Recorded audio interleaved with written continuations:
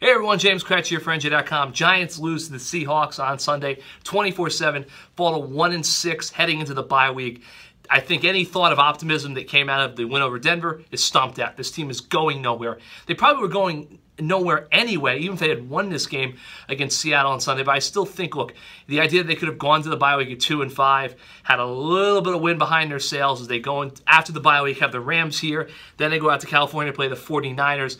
I think there was a thought that if this team could somehow string together 2 straight wins right before the bye week, they have a shot to maybe make things interesting. They're not going to make things interesting. This team looks like what we thought it was, a team that's going to have a hard time winning 2-3 games this year. They just don't have the offensive firepower. The defense played well, but it wasn't enough against a good Seattle team. And look, the Giants are going to play a lot of teams like the Seahawks. They're kind of playoff contending teams down the stretch. They've got a very difficult schedule. That being said, I think Giants fans have to realize that going forward, the final 9 games, the Giants, they're going to, of course, be judged on wins and losses, especially if they get into that mix for the #1 overall pick.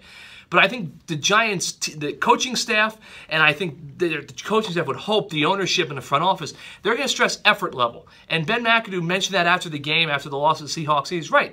The Giants' effort was there. They're just not a very good football team, and we're outclassed by the Seahawks.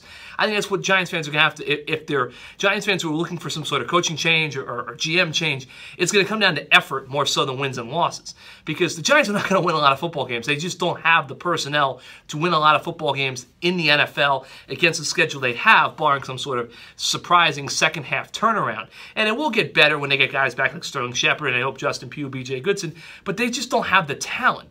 But effort is a totally separate thing from talent. Tonight, they showed it against the Seahawks. They didn't quit. They didn't mail the game in. They were competitive into the 4th quarter.